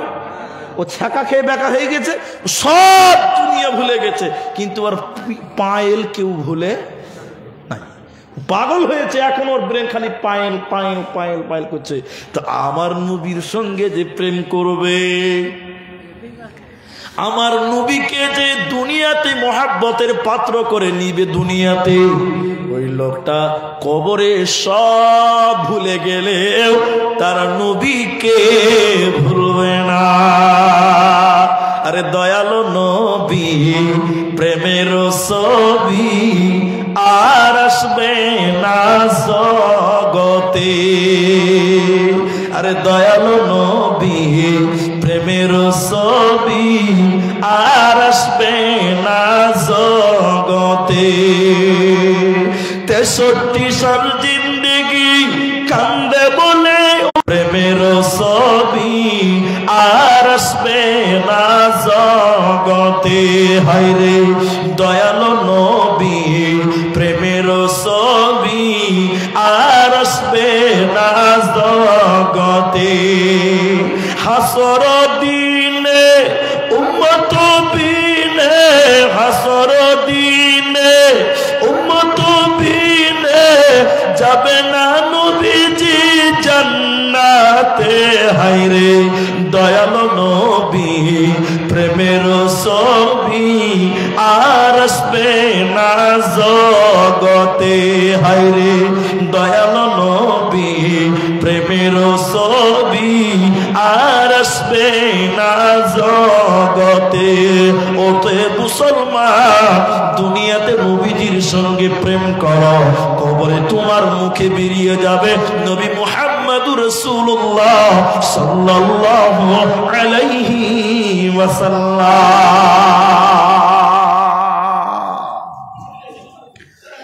আরেকটা জিনিস আপনাদের বুঝাবার জন্য বলছি, আরেকটা জিনিস খালি মাথায় রাখেন। 3 নম্বরটা বলবো, 3 নম্বর প্রশ্নটা বলে কবরে একটু গভীরতা নিয়ে আলোচনা করব। 3 নম্বর হলো, 2 নম্বর প্রশ্নটা ছেড়ে এসেছে, দিন কি? দিন কাকে বলে? দিন কাকে বলে এই কথাটা বুঝার চেষ্টা করেন। আপনার বাড়িতে আমি রমজান মাস এই গরমের দিনে এলাম, খুব গরম, 40 ডিগ্রি তাপ, গরমের দিনে এসে বলছি ভাই 1 গ্লাস শরবত দিবেন। তাহলে আপনি আমার দিকে বড় বড় করে তাকিয়ে বলছেন, ভাই শরবত কাকে বলে? শরবত কাকে বলে? তা বললাম শরবত বুঝেন না? বলে না। তা আমি বললাম 1 গ্লাস পৌনে 1 গ্লাস পানি নেবেন, একটু লেবুর রস দিয়ে 2 চিনি দিয়ে ঘুটে দেন, ওর নাম কি হলো? শরবত হলো। ইসলাম কাকে বলে বুঝি না, ইসলাম বুঝিয়ে দিচ্ছি 1 মিনিটের ভিতরে। মেনে নেওয়ার নাম হলো দ্বীনুল ইসলাম। তাই ইসলাম ওইটাকেই বলা হয় আল্লাহর আদেশগুলোকে নিজের মতন করে নয়, বরং নবীর মতন করে যে মেনে নিবে, এই আমলটাকে বলা হয় ইসলামের আমল, এটাকেই বলা হয় ইসলাম। আর আল্লাহর কাছে সব চাইতে মনোনীত নির্বাচিত দিনের নাম হলো দ্বীনুল ইসলাম। এবার কবরের কিছু গুরুত্ব দেখেন, কবরের কিছু গভীরতা শুনেন। এটা ইহুদিদের মেয়ে, এটা ইহুদিদের মেয়ে, মুসলমানদের নয়। নবীজির বিবি আম্মা জান আয়েশার কাছে এসে অনেকক্ষণ কবর নিয়ে আলোচনা করলেন। এটা ইসলামের শুরুর ঘটনা, শেষের নয়। নবীজির বিবির কাছে একটা ইহুদিদের মেয়ে এলো, মায়েরা বোনেরা, এসে অনেকক্ষণ কবর নিয়ে আলোচনা করলেন। লাস্টের বেলায় বললেন, আয়েশা আল্লাহ যেন আপনাকে কবরের আযাব। ঘটনাটা হলো ইসলামের শুরুর দিকের ঘটনা। এটা আমার জিরো টোটালি ধারণা ছিল না যে কবরে আযাব হয়। তো মেয়েটা বললেন, আয়েশা আল্লাহ আপনাকে কবরের আযাব থেকে মুক্তি করে দিয়ে। সকলে বলেন আমিন। তো আয়েশা খালি বড় বড় করে দেখছে কি ব্যাপার, কবরে কি আযাব হবে? নবীজি এলেন, নবীজির কাছে এসে বললেন, আয়েশা ইয়া রাসূলুল্লাহ, নবী গো, ইহুদীদের মেয়ে এসে আমাকে জিজ্ঞাসা, আমার কাছে অনেকক্ষণ গল্প করলো। কি ব্যাপারে রে আয়েশা? কবরের আযাব সম্পর্কে জিজ্ঞাসা করলো। তো কি বললো? বললো আয়েশা শেষের বেলায় বললেন, কবরের আযাব কি সত্য আল্লাহর নবী? আপনি বলুন। আল্লাহর নবী বললেন, নাম আয়েশা রে, আযাবুল কবরে হাক্কুন, কবরের আযাব সত্য। আয়েশা তুমি শুনে নাও, কবরের আযাব সত্য। এই কবরে মানুষকে কঠিন আযাব দেওয়া হবে। আম্মা জান আয়েশা বলেন, পৃথিবীর লোকেরা এরপরে নবীজি এমন কোন দিন নাই যে দিনে তিনি নামাজ পড়েছেন অথচ কবরের আযাব থেকে মুক্তি চাই নাই। এর মানে হলো যখনই নবীজি নামাজ পড়তেন কবরের আযাব থেকে মুক্তি চাইতেন, কবরের আযাব থেকে পানাহার চাইতেন। আল্লাহর নবী সব নামাজ নবীজি কবরের আযাব। আমার এলাকার কথা বলছি, বহুদিন আগেকার কথা। তখন আমরা ছোট তালবিলিম, তখন আমরা ছোট বাচ্চা, বীরভূমি পড়তাম আমরা, ইলামবাজার মাদ্রাসায়, এই ঘুরিশা মাদ্রাসা। তো একটা জানাজা দেখলাম, গেলাম, আপনি অবাক হয়ে যাবেন। একটা জানাজায় গেছিলাম, জুমার দিন, সম্ভবত অতটা মনে আসছে না, তবে দুপুরবেলা মাটি হচ্ছিল, মাটি দিয়ে লাশ রেখে বাঁশ দিয়েছে। এবার বাঁশ দিয়েছে, চাটাই দিয়ে উপরে মাটি দিতে আরম্ভ করেছে। এদিকে দেখেন আমার দিকে, কবরের আযাবটা খালি দেখায়। এটা নিজের চোখে দেওয়া খার কথা বলছি। 2-10 জন মাটি দিয়ে হয়েছে মাত্র, সঙ্গে সঙ্গে সবাই মাটি দেওয়ার জন্য হোড়াহুড়ি করছে। কবরে মনে হচ্ছে ভূমিকম্প শুরু হয়ে গেল। কবরটা এত জোরে লড়ছে ভূমিকম্পর মতো, কিন্তু অন্য কোথাও লড়ছে না, শুধু কবরটাই এইভাবে লড়ালড়ি করছে। সুবহানাল্লাহ বলবেন না? এটা নিজের চোখে দেখার কথা বললাম। তাহলে এবারে বলুন, কবরের আযাব সত্য না মিথ্যা? বলুন সত্য। আম্মা জান আয়েশা বলেন, নতুন কবরের আযাব সত্য। এটা বুখারী শরীফের হাদিস বলছি। তো নবীজি আম্মা জান আয়েশা বললেন, নবীজি নামাজ পড়তেন আর কবরের আযাব থেকে মুক্তি চাইতেন। এখন আপনি কি বলছি, আপনাদেরকে জিজ্ঞাসা করছি, নবীজির জীবনে কোনো গুনাহ ছিল না? তো নবীজির কোনো গুনাহ ছিল না? নাই, আছে। আমরা আল্লাহর কাছে কবরের আযাব থেকে পানাহার চাই না। আপনাদের একটা দোয়া শিখিয়ে দিব, কবরের আযাব থেকে মুক্তি পাওয়ার দোয়া। যেই দোয়া নবীজি নামাজের মধ্যে পড়তেন, এ হলো কবরের আযাব। নবীজি বললেন, শোনো, বিদেশ থেকে নবীজি এসে একটা মহিলার খোঁজ করলেন। মেয়েটার লম্বা ইতিহাস বলবো না। নবীজি বললেন, মেয়েটা কই? বলে মেয়েকে মারা গেছে, দাফন হয়ে গেছে। কবরটা দেখাও, আমি তার জন্য ক্ষমা, তার জন্য দোয়া করলেন। অতএব নবীজি নিজেও কবরের আযাব থেকে বাঁচার জন্য দোয়া করতেন। অনেক মানুষের কবরের কাছে যেতেন আর আল্লাহর নবী বলতেন, তোমরা দোয়া করো, কবরের আযাব থেকে তোমরা পানাহার চাও। কারণ আল্লাহর নবী বলেছেন, কবরে শুধু শাস্তি দেওয়া হয় বিভিন্ন রকম করে। হযরত উমর ইবনুল খাত্তাব রাদিয়াল্লাহু তাআলা আনহু বলেন, যদি মুমিন হয় ওকে প্রতিদিন সকাল সন্ধ্যা কবরে জান্নাত দেখানো হয়।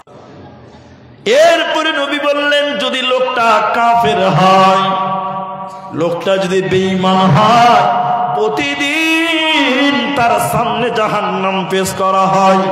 সকাল সন্ধ্যা জাহান্নাম তুলে ধরা হবে আর ওই জাহান্নাম তাকে দেখানো হবে, বলা হবে, এইটাই জাহান্নাম তোমার, এই জাহান্নামটা তোমার জন্য তৈরি করা হয়েছে, অপেক্ষা করো, এই জাহান্নাম তোমার জন্য।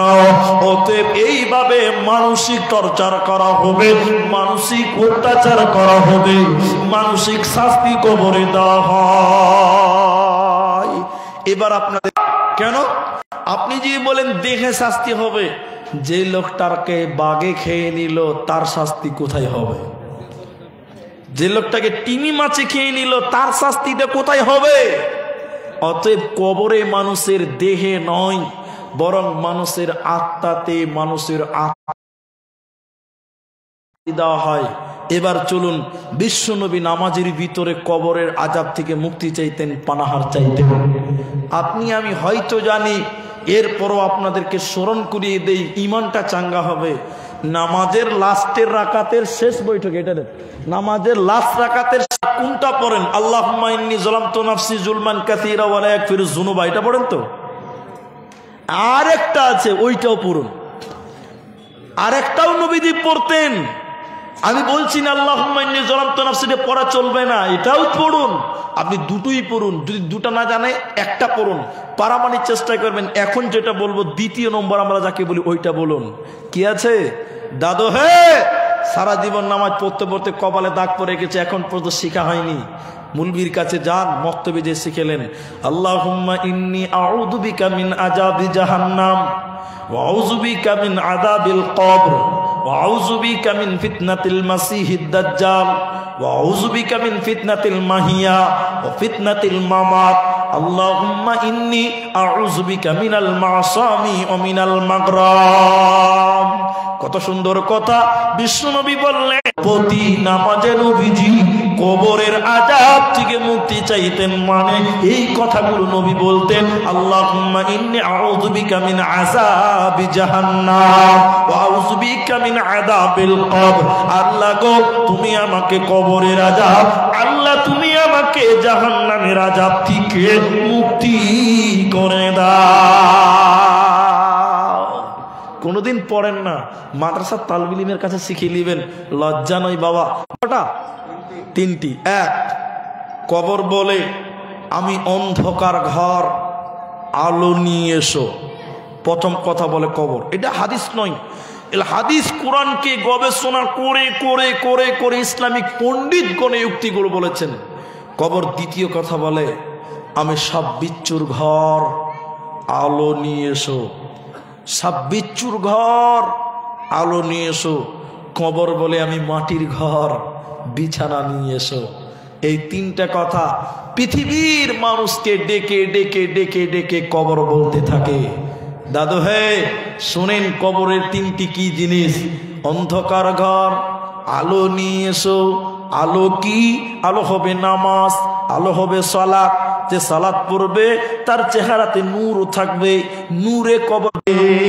দ্বিতীয় কথা, কবর বলে আমি সব বিচুর ঘর, আমার কাছ থেকে সব বিচুর কাছ থেকে বাঁচার জন্য অস্ত্র। অস্ত্র কি? অস্ত্র হলো দান। অস্ত্র কি? অস্ত্র হলো সাদকা। অস্ত্র কি? অস্ত্র হলো সাদকা। অস্ত্র কি? অস্ত্র হলো দান। তোমরা বেশি বেশি দান করো, সব বিচুর অত্যাচার থেকে বাঁচবে। কারণ হাদিসের ভিতরে পাওয়া যায় আপনার গলাতে বিষাক্ত সাপ ঝুলিয়ে দেওয়া হবে, বিষাক্ত সাপ আপনার গলায় ঝুলিয়ে দেওয়া হয় না। অতএব দান করো, যাকাত দাও, সাদকা করো, কবরে সাপ বিচুর অত্যাচার থেকে বেঁচে যাবে। একটা জিনিস দেখায় আপনাকে, ভাই আপনার আর কেউ উঠিয়েন না, 12টা বাজে। 12টা বাজে মনে হয়, হ্যাঁ 12টা বাজে, 1 মিনিট কম 12টা বাজে। আপনারা আর কেউ উঠিয়েন না, আপনারা 20 মিনিট টাইম বসেন, 20 মিনিট টাইম অন্তত বসেন। এই বাবা, পেশাব করা লেগেছে নাকি রে? হ্যাঁ বসেন। 12টা বাজলেই যে চলে যেতে হবে এমন ব্যাপার নেই। আমি শুনলাম এলাকাতে আজকে 3টি জালসা, এটা দিয়ে ওখানে একটা দেখে এলাম। আর যাদবপুরে জালসা, ওর আমাকেও ফোন করেছিল, যাদবপুরে জালসার জন্য আমাকেও ফোন করেছিল। যাদবপুরে জালসা একবার এসেছিলাম অনেক দিন আগে, তখন আপনারা আমাকে চেনেন না, অনেক দিন আগে এসেছিলাম, যাদবপুর মাদ্রাসা জালসা এসেছিলাম। তো যাই হোক, আজকে এটা জালসা, ঠান্ডা যা আছে আছে, লোক সংখ্যায় পরিমাণ কম। জলসা করে করে করে করে করে করে আজকে 8 বছর হয়ে গেল জলসার জীবন।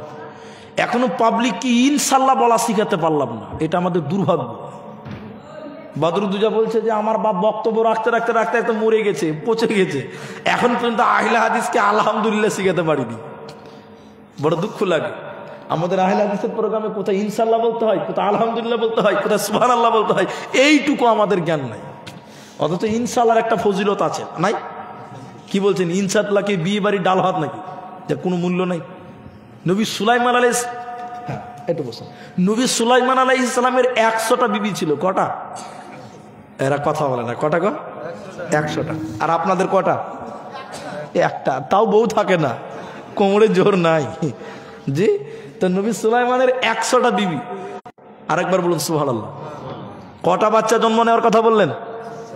সারা রাত্রে 100টা বিবির কাছে গিয়েছে, মিলন করেছে, 100টা বাচ্চা জন্ম হবে এই আশায়, কিন্তু ফলাফল মাত্র একটা বাচ্চা হয়েছিল। কটা? তাও আবার বলা হয়েছে বিকলাঙ্গ, প্রতিবন্ধী। তা আমাদের নবী বলছেন 100টা হলো না, একটা হলো কেন? নবী বলছেন সুলাইমান আলাইহিস সালাম নবী হলে কি হবে?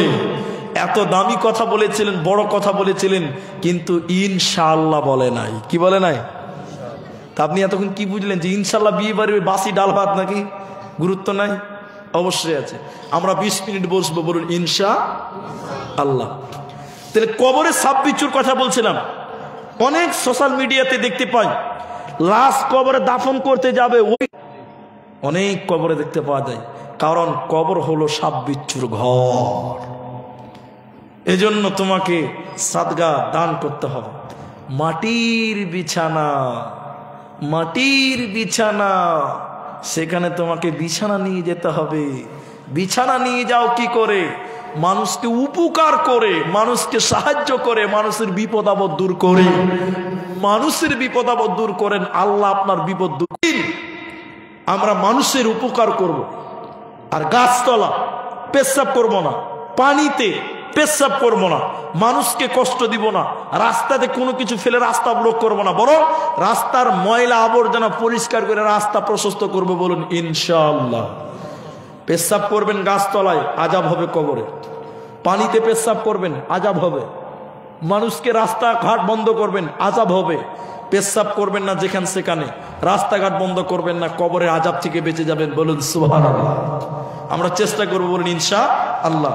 আপনারা কেউ উঠবেন না। 12টা 20 অবধি আমি টাইম আপনাদের কাছ থেকে নিলাম। একটা কথা খালি আপনাদের বলবো, বহুদিন বলেছি, আবার আজকে বলছি, বহুদিন বলেছি, একটা অঙ্ক শুধু মাথায় নেন। ইউটিউবার ভাইয়েরাও বসেন, আপনারাও বন্ধ করিয়েন না, আপনাদেরও কাজে লাগবে। ভিডিও চলতে দেন, আমি আপনাদের যে কথা বলছি।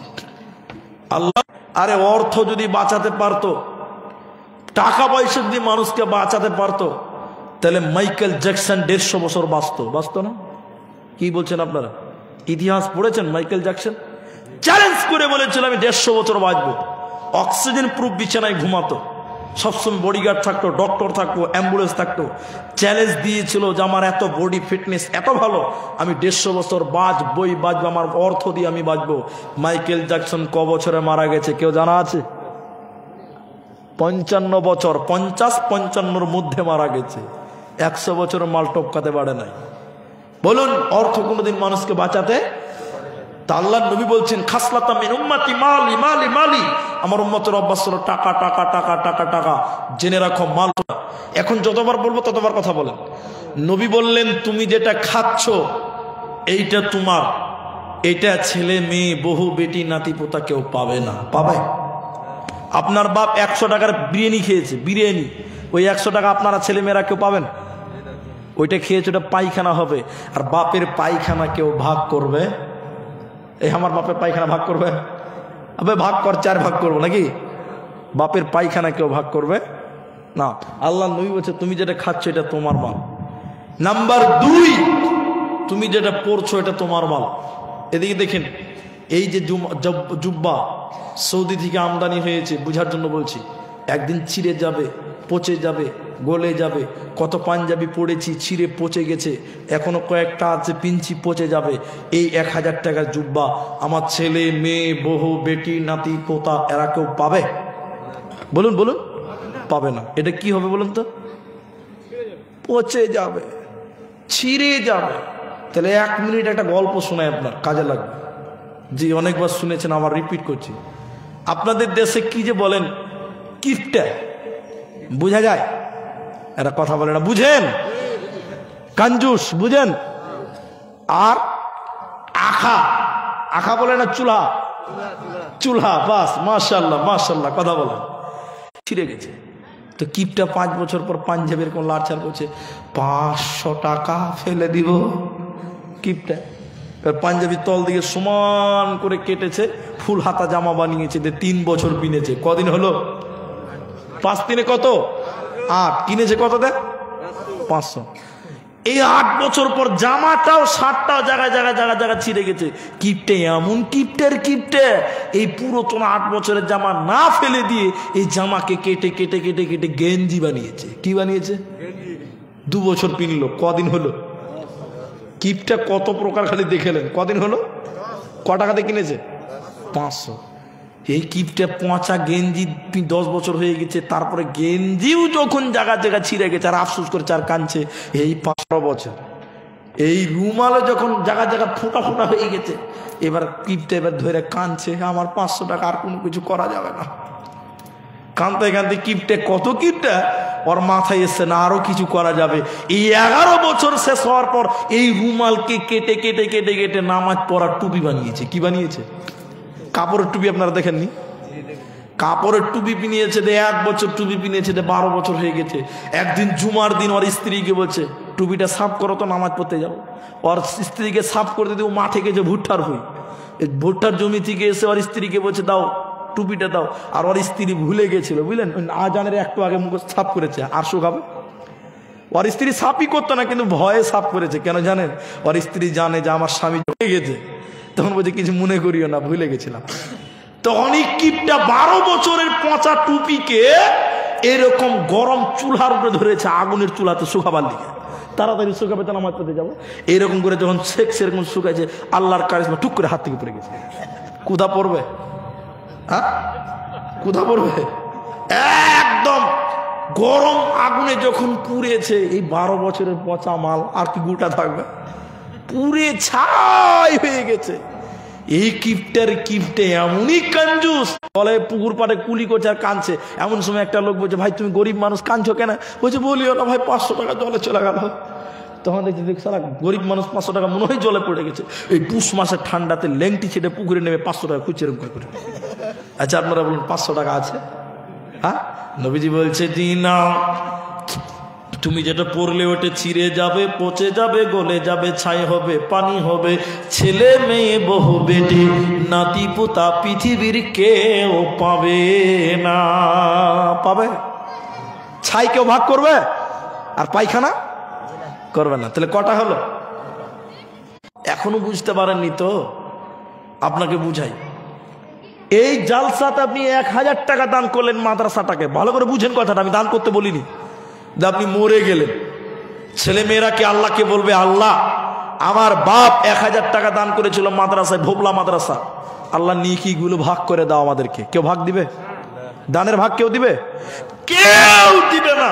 তাহলে তুমি যেটা দান করলে এটা তোমার। বাকি আপনি 2 তলা বাড়ি করেছেন, এই বাড়িটা আপনার। আপনি মরে গেলে আপনাকে কবরে দাফন করবে, আপনি থাকবেন কবরে, ছেলে মেয়েরা 2 তলায় থাকবে। একটু হ্যাঁ না আসতে বলুন। 2 বিঘা জমি করেছেন, এই জমিগুলো আপনার নয়। তাহলে পৃথিবীতে যত ধন দৌলত জমি জায়গা আছে সব পড়ে থাকবে, ছেলে মেয়েরা নিবে, আপনার কোনো লাভ হবে না। আপনার 3টার 1টা লাভ হবে, যেটা আপনি দান করবেন এটার ভাগ ছেলে মেয়ে বহু বেটি নাতিপুতা কেউ পাবে না। আমি আপনাদের দিনী ভাই, আজকের এই ময়দানে যেটি লোক আছেন, এই বাবা বসো বসো, বেশ আলহামদুলিল্লাহ, আপনাদের 20 পর্যন্ত টাইম চেয়েছিলাম, তার অর্ধেক টাইম পেরিয়ে গেল। যতটি লোক আছেন এই মাদ্রাসার জন্য একজন উঠবেন না, আমার মায়েরা আপনারাও চলে যাবেন না, একসঙ্গে দোয়া পড়ে উঠব। আজকের এই মাদ্রাসাটাকে, এই মাদ্রাসার আজকের জালসাতে আমার আগের বক্তাকে, ছেলে মেয়েরা থাকবে, ব্যবসা করেছি ছেলে মেয়েরা নিবে, সব ছেলে মেয়েদের নিচের পকেট ফাঁকা, নিজের পকেট ফাঁকা, নিজের আমল ফাঁকা, কিছুই নাই। আজকের এই মাদ্রাসার জন্য একটা লোক যদি বলতে পারেন মাওলানা 5,000 টাকা এই মাদ্রাসায় দিব। আমি আব্দুর রহমান আপনাকে ওয়াদা দিচ্ছি, এটা বিশ্বাস রাখুন, এর বদলা আপনি একদিন পাবেনই পাবেন। এর বদলা পৃথিবীর কেউ পাবে না, শুধুমাত্র আপনি পাবেন। নিজের জন্য একটা লোক 5,000 টাকা দেন, এই দান আপনার বিফলে যাবে না, এটা আপনার। বাকি সব ছেলে মেয়েদের দানের নেকি পৃথিবীর কেউ নিতে পারবে না, আপনার জন্য থাকবে। একজন মানুষ বলুন, মাওলানা 5,000 টাকা এই মাদ্রাসাতে আমি দিলাম, আমি আব্দুর রহমান বিন দেলোয়ার হোসেন তার জন্য অন্তরস্থল থেকে আজকে প্রথম দোয়াটা তার জন্য করব। একটা লোক বলুন 5,000 টাকা, কেউ পারবেন না ভাই? কি আছে দলের দুনিয়াতে? যারা হেড মিস্ত্রি আছেন, যারা ব্যবসা করেন, তারা আজকে কোথায় মাদ্রাসার জন্য যাচ্ছে? আপনারা একটু উঠে আসুন, আমি আপনাদের দোয়া দিয়ে চলে যাব। আমি আজকের এই ময়দানে আমার ভাই বলছেন যে একটা লোক 2,000 টাকা দিয়েছেন, আমি তার জন্য দোয়া করব। তবে আমি আপনাদের দাবি রেখেছি যে একজন হলেও 5,000 টাকা এখন যদি না পারেন 1 সপ্তাহে 1 মাসে আপনি দিবেন। 1 কিস্তিতে না পারলে 2 কিস্তিতে দিবেন, 2 কিস্তি না পারলে 4 কিস্তিতে দিবেন। এই মাদ্রাসায় 5,000 টাকা কোনো একটা মিস্ত্রি, কোনো একটা লেবার, কোনো একটা ব্যবসায়িক, কোনো একটা মুরব্বী, কোনো একজন গার্জেন হাত তুলতে পারবেন না ভাই যে 5,000 টাকা আমি দিলাম, মাওলানা আপনি আমার জন্য দোয়া করুন। আল্লাহর রাস্তায় দান করলে ওটা কোনোদিন বিফলে যায় না। আল্লাহ কোন দিক দিয়ে আপনাকে বরকত দিবে আপনি জানেন না। আমার মায়েরা, আমার বোন, আপনাদের খুব ভালোভাবে চিনি। আমার মায়েরা, আপনারাও যেমন সম্ভব তেমন দান করুন। 100, 200, 500 কিছুই না থাকলে একটা রেকর্ড করুন যে একটা গলার মালা, একটা হাতের বালা, একটা গলার মালা আজকের এই ময়দানে আমি দিয়ে দিলাম। ভাই আপনারা যারা যুবক ছেলে আছেন, একটা লোক কেউ 5,000 টাকা পারবেন না ভাই? কেউ নাই। আমি বলেছি এখন না পারলে পরে দেবেন। যদি বলেন না মাওলানা আমরা গরিব মানুষ, জি না, মিথ্যা কথা এটা। কেন? এখন যদি আপনার স্ত্রীকে পেটে ব্যথার জন্য ভর্তি করেন, ডাক্তার যদি বলে এক্ষুনি অপারেশন করতে হবে, 1 লাখ টাকা লাগবে, 1 ঘন্টাতে 1 লাখ টাকা বের হবে না? এখন যদি আপনার মেয়েটা বলে যে আব্বা আমার খুব বুকে ব্যথা করছে, এক্ষুনি রায়গঞ্জ নিয়ে যাবেন, ডাক্তার চেক আপ করে বলবে বড় অসুখ, এখনই 1 লাখ টাকা জমা করতে হবে, নয়তো বাঁচানো যাবে না, এক্ষুনি 1 লাখ টাকা বের হবে। অতএব টাকা নাই এই কথা বলিয়েন না।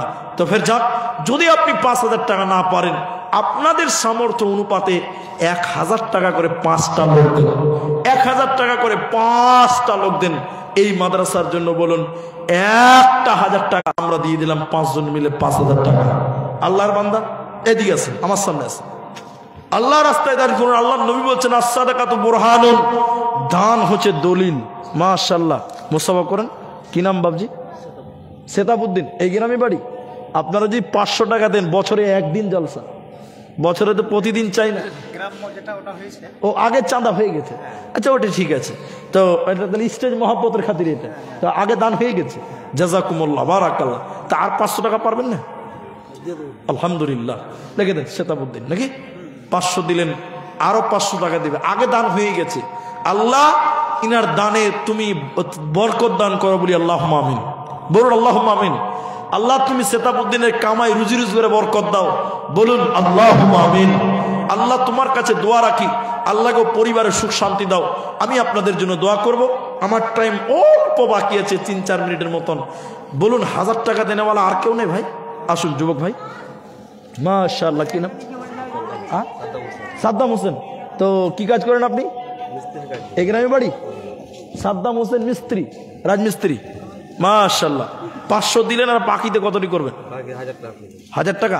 1500 টাকা হচ্ছে। 2,500 টাকা করতে পারবেন না?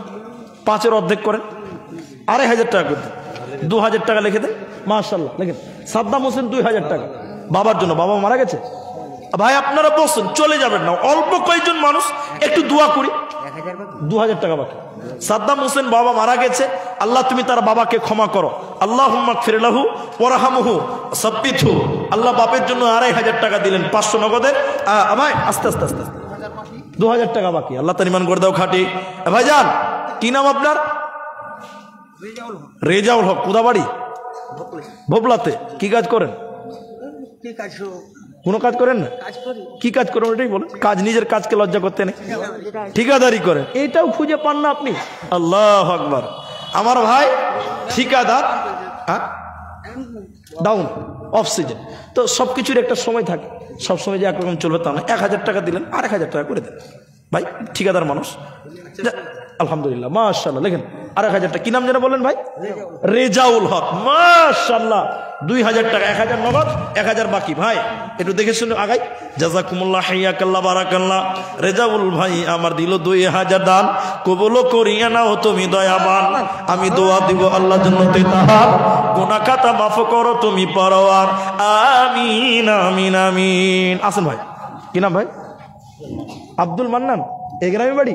মাশাআল্লাহ। আর 300 টাকা দেন, 500 টাকা করেন, কমসে কম 500 টাকা করেন। মাদ্রাসার জালসা আপনারা যদি না করেন, মাশাআল্লাহ।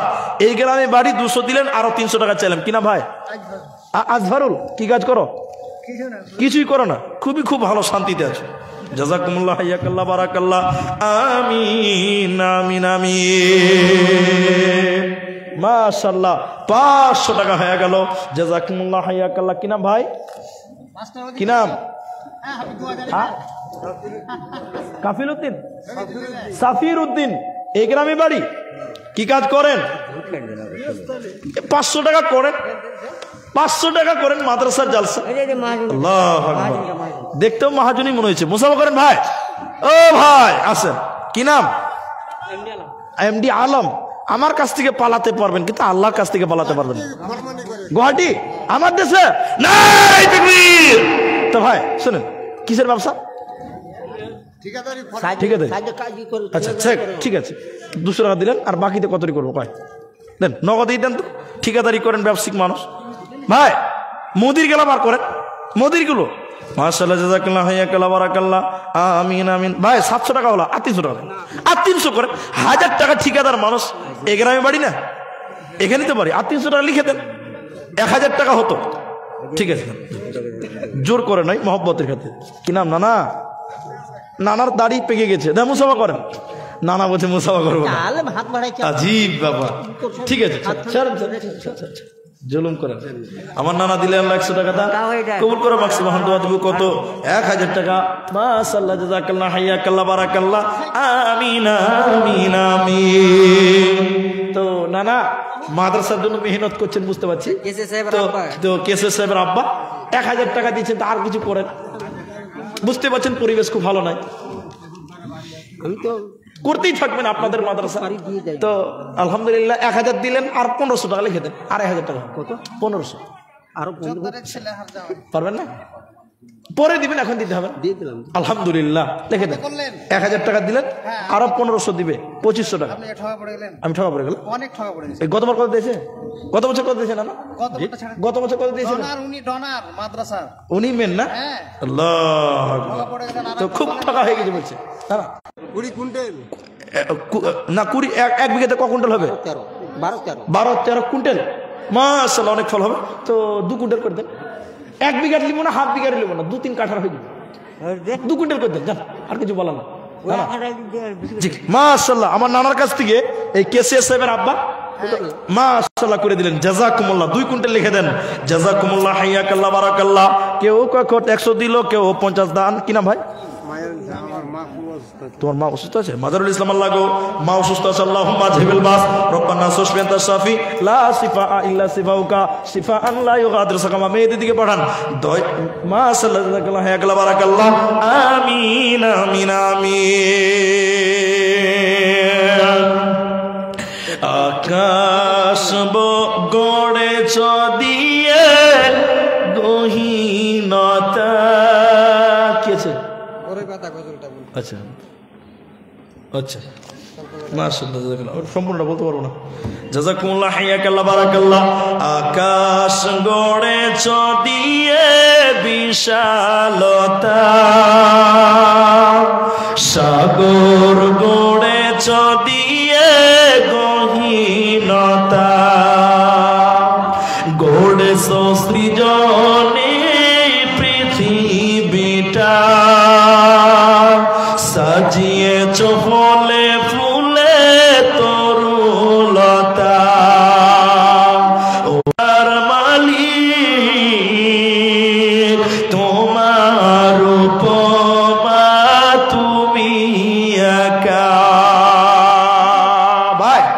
আসুন 10, 20, 50 যা পারেন দেন, যা পারেন আল্লাহ রাস্তে দেন। সাজাইয়া গোজাইয়া দে মোরে সজনী তোরা, কি নাম ভাই? রহমতুল্লাহ, মাশাআল্লাহ। তো কি কোথা বাড়ি? এগেরামি বাড়ি। তো যাক, আপনার চেহারা যা আছে, যে শাহরুখ খানের মতন চুলটি আছে আপনার, মাশাআল্লাহ। 1000 টাকা এখন দিলে 500 টাকা দান, কবুল করে বাক্স বাহান দোয়া দিব। কত? আমিন আমিন আমিন। কিনা ভাই? জাযাকাল্লাহ হায়াকাল্লাহ। অনেকগুলো টাকা আল্লাহ মাদ্রাসাতে দিল, এই দানা আল্লাহ তুমি করো গো কবুল, দোয়া দিব কত? আমিন আমিন আমিন। আপনার দিতে থাকুন। সাজাইয়া গোজাইয়া দে মোরে সজনী তোরা, সাজাইয়া গোজাইয়া দে মোরে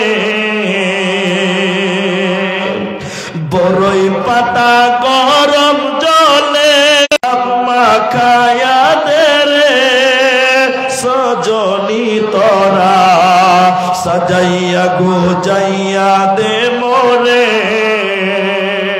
1000 100 টাকা ঘুরিয়ে দিতে হবে। মাশাআল্লাহ। কি নাম বাবু? নূর ইসলাম, মাশাআল্লাহ, জাযাকাল্লাহ। এটা ছোট ছেলে, আল্লাহকে দিলে 100 টাকা দান, কবুল করে নাও মাওলা তুমি দয়াবান। দোয়া দিব কত? এতানিকে দিয়ে বলা তোমার মনের মতো। আমিন আমিন আমিন। কমিটিগুলো কই? নাজেম, সেক্রেটারি, সভাপতি, কেসিয়ার যারা আছেন ওনাদের কি হয়ে গেছে? আচ্ছা, মাদ্রাসার কমিটি যারা, তারা হয়ে গেছে? এটা সেক্রেটারি সাহেব না? ও আমার কাছেই বসে আছে। তো সেক্রেটারি সাহেব তো বুঝতেই পারছেন পরিবেশ। সেক্রেটারি সাহেব কত দিয়েছে? 5000 না 10,000? কত দিয়েছে গো? একটু বলুন, আমরা শুনি একটু। হ্যাঁ, নাজেম সাহেব কোনটা? ওইটা নাকি? একটু আসুন, আপনারা যদি দূরে থাকেন তো কে দিবে? আপনারা একটু উঠে আসুন, আল্লাহ রাস্তে আসুন। জি, আপনারা একটু উঠে আসুন আল্লাহ রাস্তে। আমাদের এই মাদ্রাসার কমিটি যারা আছেন, নাজেম আছেন, সভাপতি আছেন, কেসিয়ার আছেন, সেক্রেটারি আছেন, আপনারাই যদি দূরে থাকেন পাবলিক আরো দূরে যাবে। মাদ্রাসার জালসাগুলোতে মানুষেরা আগ্রহী থাকে। জি, যারা আছেন একটু আসুন। এখনো যদি না আসেন তো কখন আসবেন? রাত 12টা 12:30 বেজে গেল। আসুন, এদিকে আসেন, এদিকে আসেন, আমার সামনে আসেন ভাই। এরা যদি পালিয়ে বেড়ায় তো কে দিবে? যাই হোক,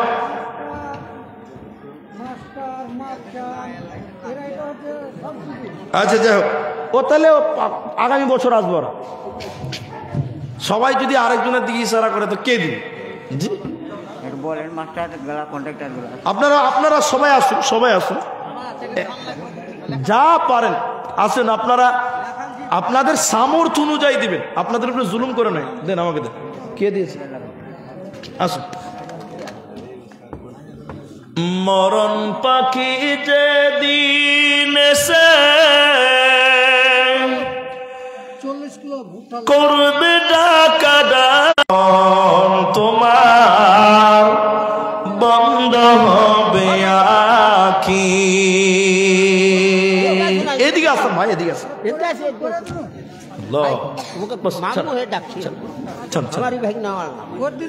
কটি করলেন? 50 কিলো ভুট্টা। তো আপনি নগদে কিছু দেন, 200 টাকা দেন, 500 টাকা দেন, কিছু একটা দেন, এটা দোয়া নিন, ওইটা হয়ে যাবে না? নাজেম মাদ্রাসা, নাজেম 1 কুইন্টাল ভুট্টা। নাজিম সাহেব একটু আসেন, উঠে আসেন, একটু উঠে আসেন। তোর গুহনা দিন ফু রাইয়া যাবে। তুহিন মাস্টার, ওটা কে? আচ্ছা, তুহিন মাস্টার 1000 টাকা। আসবে ভাটি ওই যে দেখো ডাকিতেছে তোমায় কবরের মাটি। ওই যে দেখো ডাকিতেছে তোমায় কবরের মাটি।